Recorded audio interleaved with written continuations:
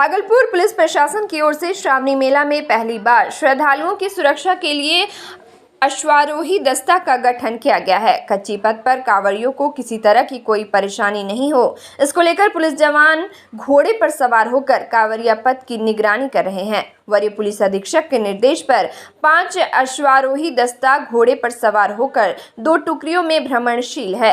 भागलपुर जिला अंतर्गत पड़ने वाला क्षेत्र सुल्तानगंज से कमराय तक अश्वारोही पुलिस का दस्ता संदिग्ध लोगों पर पैनी नजर बनाए हुए है। बता दें कि श्रावणी माह में कांवड़ियों की भीड़ का फायदा उठाकर कुछ चोर श्रद्धालुओं का सामान चोरी कर खेतों की ओर भाग जाते थे। पुलिस को जानकारी मिलने के बाद भी पुलिस बेबस बनी रहती थी, क्योंकि खेतों में पुलिसिया वाहन का चलना मुश्किल हो जाता था।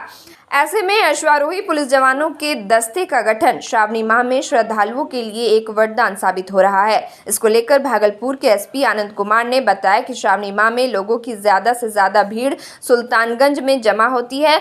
इसमें कई अपराधी किस्म के लोग भी भीड़ के बीच किसी घटना को अंजाम दे देते हैं। ऐसे में अश्वारोही दल ऐसे लोगों को चिन्हित कर पकड़ने का काम करेगी। श्रावणी मेला 2024 में पिछले वर्ष की तरह इस बार भी सुरक्षा के व्यापक इंतजाम किए गए हैं। इसमें भागलपुर जिला बल के अतिरिक्त पटना, नवादा, कैमूर, बक्सर, गोपालगंज, बेतिया, भोजपुर, पूर्णिया, कटिहार, किशनगंज, अररिया, इन सब जिलों से लगभग 170 के संख्या में पुलिस पदाधिकारी और इन्हीं सब जिलों से लगभग 770 की संख्या में सिपाही और गृह रक्षक भी प्रतिनियुक्त किए गए हैं। इसके अलावा बिशप की 2 कंपनियां यहाँ पे प्रतिनियुक्त हैं और विशेष रूप से यहाँ पे एमएमपी आरा से 2 अश्वारोही दस्ता के 2 ट्रूप्स यहाँ पे आए हुए हैं, जिसमें कुल 10 इनकी संख्या कुल 10 है और ये लगातार कमरिया पथ पे गश्त कर रहे हैं और कमरियों की सुरक्षा में दिन रात लगे हुए हैं।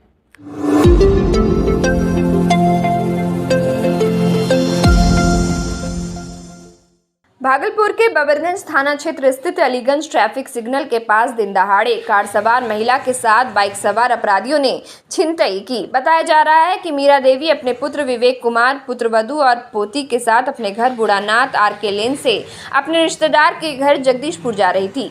इसी दौरान अलीगंज ट्रैफिक सिग्नल के पास जब ट्रैफिक लाइट जली तो विवेक ने कार रोकी। इस दौरान बाइक सवार 2 अपराधी आए और विवेक को गाड़ी का गेट खोलने के लिए बोला।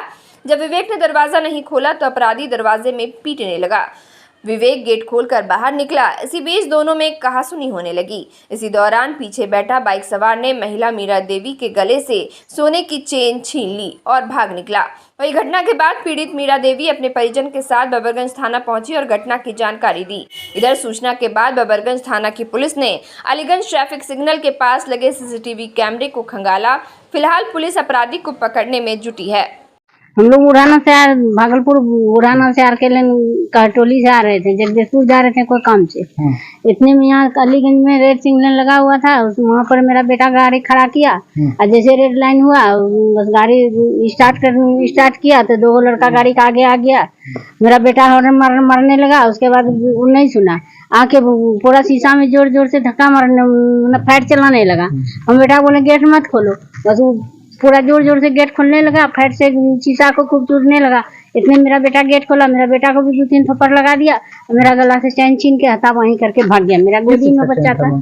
हैं सोने का चैन था सर। सोने का चैन। हाँ। लगभग क्या वजन हो गया, क्या कीमत होगी? लगभग वही 1 से 1.5 भर का था। डर भय लग रहा है? भय तो बहुत लग रहा है। मेरा हाथ बोल कांप रहा है, थर-थर कर रहा है सर। मेरा बेटा के साथ खतरा हो गया। अगर वो हथा वहीं किया आगे और कुछ कर देता है हम लोग हम क्या करते? ग्रीन सिग्नल हुआ तो 2 लड़का गाड़ी के आगे आके खड़ा हो गया। इस दरमियान में हमने हॉर्न मारा तो वो गाली गलौज करने लगा और डायरेक्ट आके शीशा पे हमला कर दिया। शीशा पे मुक्का को चलाने लगा, गेट का एकदम पागल की तरह गेट को घींचने लगा।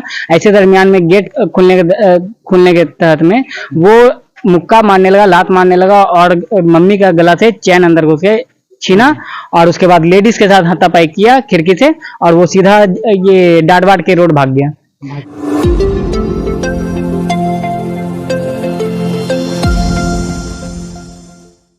भागलपुर के बबरगंज थाना क्षेत्र अंतर्गत मुगलपुरा में विगत 3 साल पूर्व हुई बहुचर्चित गर्भवती काजल हत्याकांड मामले में न्यायालय ने मुगलपुरा की लेडी डॉन जेवा खान और उसके देवर इंसार को आजीवन कारावास की सजा सुनाई है। वहीं 25 जुलाई को एडीजे 5 सुदेश कुमार श्रीवास्तव की अदालत में दोनों को दोषी करार दिया गया था। लेडी डॉन जेवा खान को आजीवन कारावास सहित 30,000 रुपये का जुर्माना एवं उसके देवर इंतसार को आजीवन कारावास सहित 50,000 रुपये का जुर्माने की सजा सुनाई गई है। मामले की सुनवाई के दौरान अपर लोक अभियोजक रियाज हुसैन ने हिस्सा लिया। वहीं कांड के नामजद अन्य अभियुक्तों के विरुद्ध भी सुनवाई जारी है। विगत 3 साल पूर्व 19 जुलाई 2021 को हुई इस घटना में कुख्यात अपराधी टिंकू मियां पर साजिश रचने का आरोप लगा था। वहीं मृतका काजल के पिता आरिफ के द्वारा बबरगंज थाने में मामला दर्ज कराया गया था, जिसमें टिंकू मियां, जेवा खान, इंतसार बादशाह और रहमत कुरैशी को नामजद अभियुक्त बनाया गया था। बता दें कि 3 साल पूर्व 19 जुलाई 2021 को गैंगवार और पुलिस की मुखबिरी का आरोप लगाते हुए मुगलपुरा के कुख्यात अपराधी मोहम्मद इम्तियाज उर्फ काना की पत्नी जेबा खान के आदेश पर इंसार सहित अन्य अपराधियों ने आरिफ की गर्भवती बेटी काजल की गोली मारकर हत्या कर दी थी। आरिफ की बेटी काजल 8 माह की गर्भवती थी।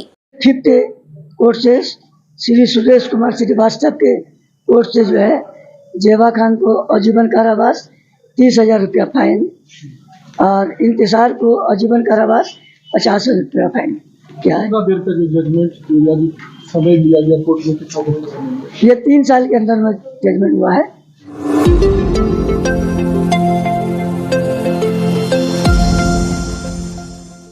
भागलपुर में एनएचएम कर्मियों का हड़ताल का 1 माह पूरा होने वाला है। आज मंगलवार को महिला कर्मियों ने सदर अस्पताल स्थित सिविल सर्जन कार्यालय के बाहर हंगामा किया। वहीं एनएचएम कर्मियों की हड़ताल से स्वास्थ्य विभाग की व्यवस्था चरमरा गई है। साथ ही अब ग्रामीण परिवेश में जनता को इलाज कराने में कठिनाइयों का सामना करना पड़ रहा है। आम लोगों को इलाज करने में काफी परेशानी हो रही है। दरअसल एनएचएम कर्मियों का कहना है कि हड़ताली कर्मियों की मांग समान काम, समान वेतन और फेशियल अटेंडेंस सिर्फ एनएचएम कर्मियों के लिए ही क्यों, यह नियम सभी कर्मियों पर लागू होने की मांग कही गई। साथ ही उन लोगों का कहना है कि हम लोग क्षेत्र में लगभग 5 से 6 किलोमीटर दूर दूर तक आंगनबाड़ी केंद्र पर टीकाकरण से लेकर सभी सरकारी कार्यों में बखूबी निर्वहन करते हैं। इसके बाद भी हम लोगों को ना तो किसी प्रकार की सुविधा दी जाती है और ना ही कोई भत्ता, यहाँ तक कि उन लोगों का मानदेय एक दैनिक मजदूर से भी कम है। कि कुछ लोग का क्षेत्र तो नजदीक है, वो लोग 9 बजे पहुँच जाएगा।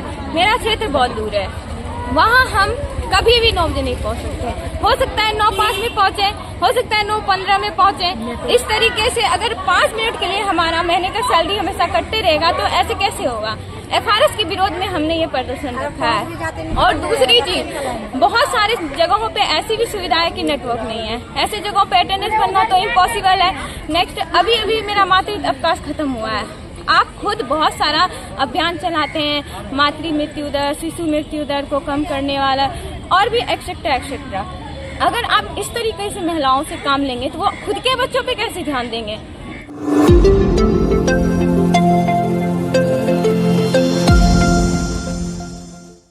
भागलपुर जिले के महाशय ड्योढ़ी प्राचीन दुर्गा मंदिर चंपानगर में भाजपा जिला का 1 दिवसीय विस्तृत कार्य समिति की बैठक आयोजित की गई, जहां बिहार सरकार के श्रम संसाधन सह प्रभारी मंत्री संतोष कुमार सिंह, भाजपा के प्रदेश महामंत्री अनिल ठाकुर एवं जिलाध्यक्ष ने संयुक्त रूप से दीप प्रज्वलित कर बैठक का शुभारंभ किया।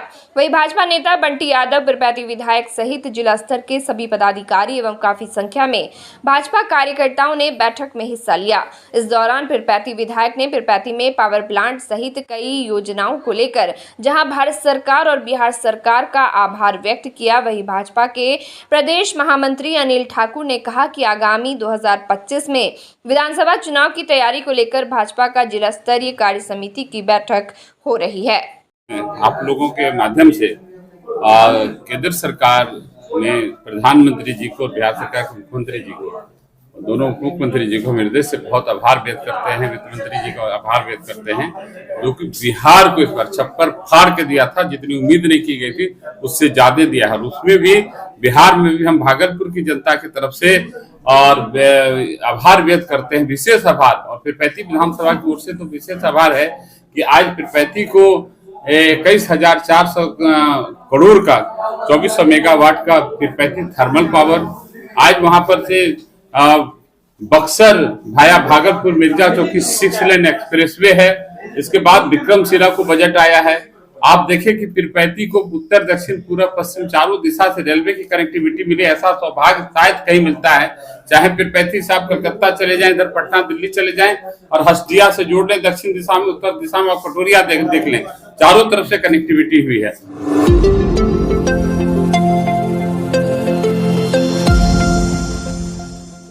भागलपुर नगर निगम के पार्षद सभागार में आज एक आम सभा का आयोजन नगर निगम के वार्ड पार्षद डॉक्टर प्रीति शेखर की अध्यक्षता में किया गया, जिसमें नगर निगम के सभी वार्डों के पार्षद शामिल थे।